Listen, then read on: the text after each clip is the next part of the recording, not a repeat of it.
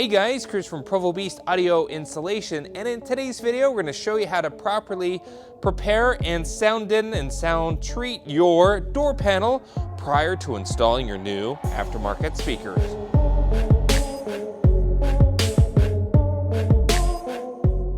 Now you may ask yourself and question, why would you go through the effort to sound in your doors? Well, oftentimes, especially with newer generation vehicles, in order to save weight, it's common manufacturers don't add as much sound deadening as they used to in the door for better fuel efficiency. It makes the car lighter. Additionally, manufacturers may forgo the sound deadening or sound treatment on doors from factory, also to save some cost. Now, when you're replacing your speaker, this is an optional step, but to get the most after your aftermarket speaker, mid-bass, and sound quality possible, it's worth going the few extra steps and smaller expense for us to do a little bit of sound treatment before we get everything reinstalled. Now, when trying to decide what type of sound treatment you want, there's a ton of different options on Amazon, on the market here today. Now, the actual sound deadening itself comes in many different brands, many different colors, and many different thicknesses. There's some brands that are higher quality than others, and some that you just pay more for because of the brand itself. Now, it's up to you exactly how much you want to spend and how much you need.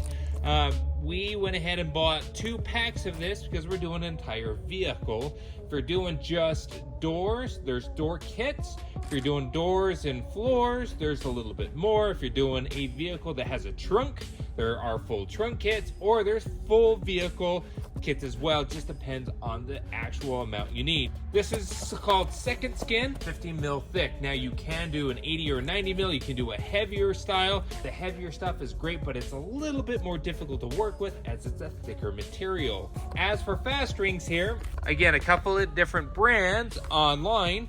These ones are by Stinger. These are Stinger Roadkill. I have an example of a 6.5 version and a 6x9 version.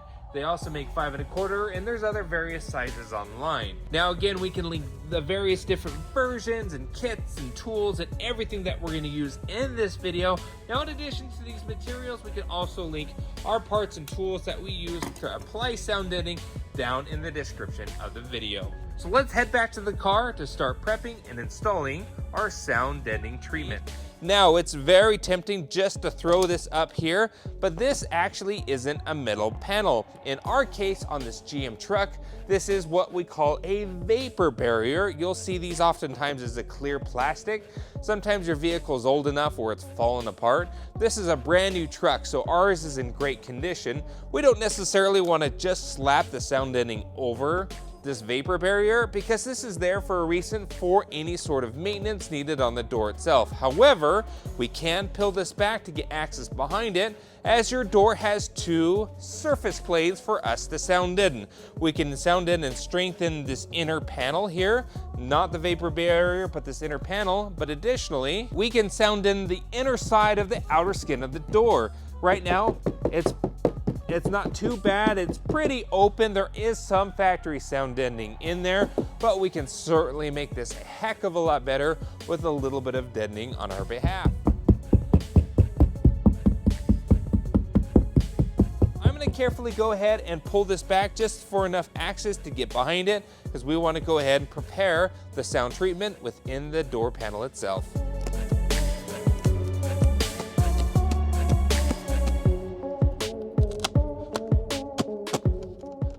All right, so that gives us the access we need now to go ahead and sound deaden the inner side of the door. The window is down, so what we need to do is temporarily plug in the harness so we can raise the window to get access to inside the door.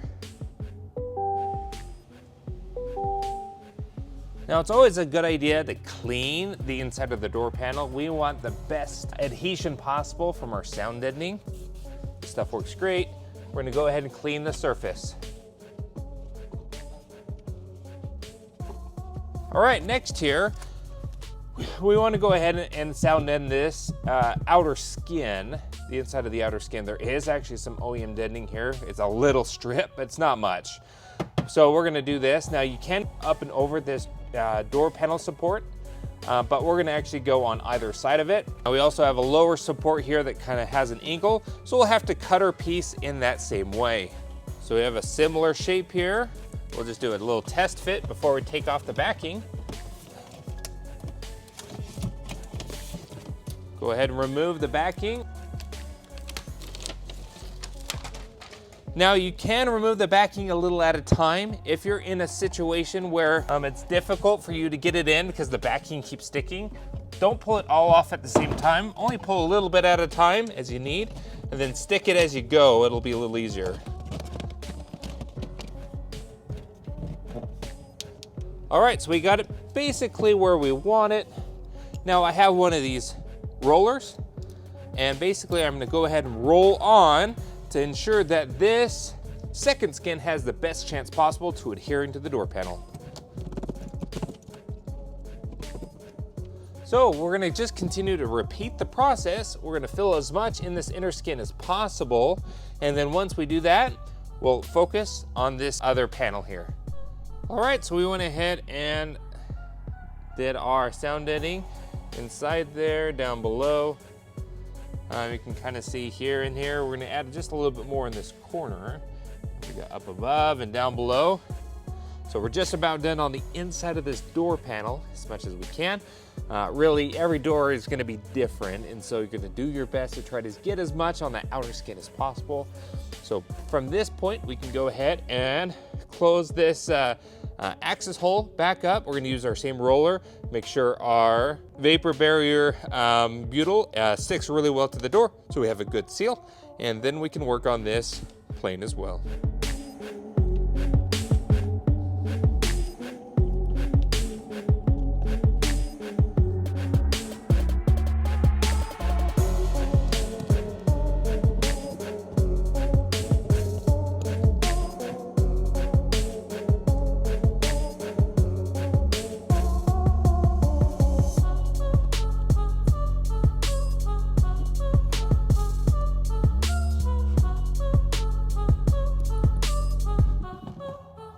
So we went ahead and sounded in the rest of the exterior panel. We always want to be conscientious of where our mounting locations, any bolts or anything that we need to access in case any service has to be done to the door. Obviously we got this cut out, our mounting point, made sure our clip locations are accessible. Any place where the door attaches to the panel itself. Now you could take it a step further, and any leftover you could also sound in the inside of the door panel just to give the plastic a little bit more rigidity to help that audio quality that much more. Just depends on how much you've allotted, how much you purchase, and how much time you have to install it. Now next here we have a product from Stinger called Roadkill Fast Rings. And what these are, and you get a pair of them, one for each side. They're basically these foam baffles that you can add around your door speaker to drive that energy from the speaker out into the cabin of the vehicle. Now you have 3 pieces generally, with especially the Stinger brand.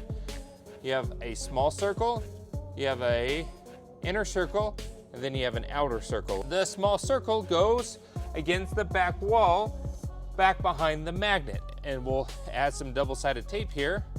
And basically we'll stick it to the back, and that helps drive the energy outward so we don't lose it through the door behind it. So we'll go ahead and peel this off. We gotta make sure, it's super important, make sure you cycle the window down so the window doesn't hit the top of this, because we'll stick it to the outside inner skin, and we don't want the window to come and slice this or damage this or get caught or hung up or anything like this. So we already know we've test fitted from the other side. We already know that this one fits fine. Push it in here. We'll show you what that looks like here in a moment, but we'll make sure it has really good adhesion. Next here, you're left with a bigger circle and a smaller circle. The bigger circle goes here at the door, where the smaller circle will install this on our speaker bracket. Now the bigger circle goes on the inside of the door, and it goes the inside of the door skin on this back inner lip. What that's gonna do is help stop the escaping sound from going in the door panel, and instead drives all that energy forward. Same thing, you always wanna make sure and cycle your window down. You don't want the window to hit this. Now we've already done this. Our window doesn't come this low, so we have plenty of space to put this in. It's not gonna interfere.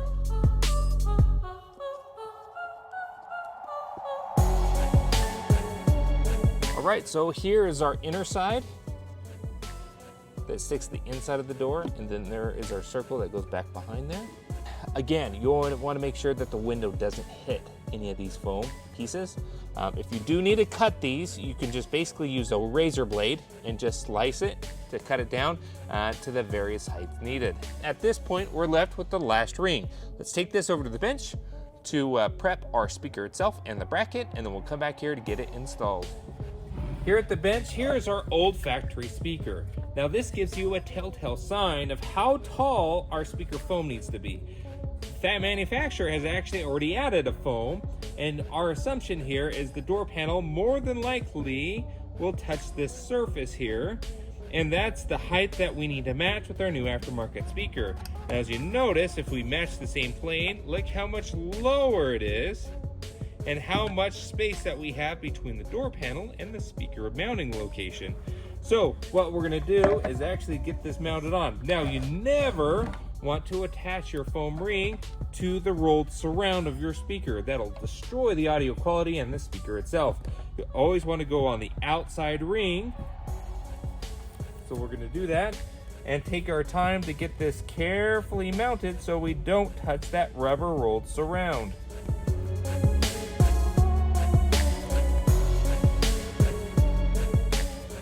All right, so we're looking inside. That rubber surround is not being touched by our foam. Got this around the outside perimeter of the speaker. So that's going to drive all that energy forward. But as we now look at the mounting planes, ours is now too tall, as you see that there. So what we're going to do is generally we measure, and we're going to grab a razor blade and trim this down a little bit.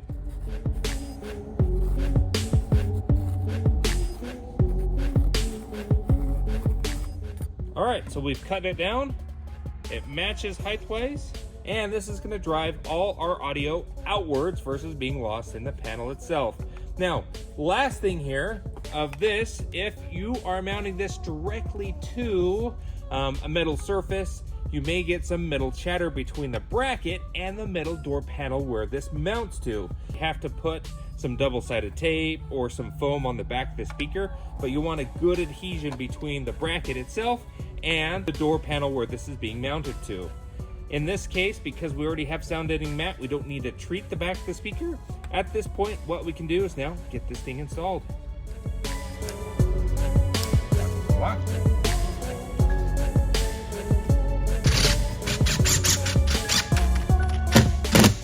All right, so we got our speaker all mounted up here. Now, lastly, you could take it a step further, and any leftover sound deadening you can put on the top of this bracket just to give our plastic bracket a little bit more structure too. Totally up to you, but at this point in time, we're more or less done with our sound treatment.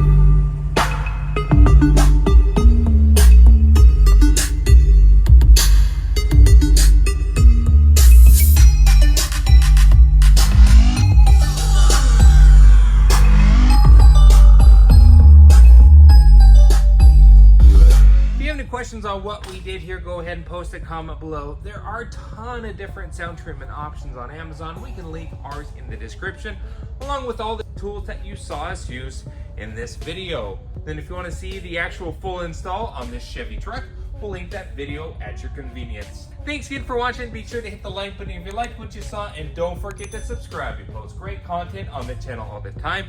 We'll see you in the next video.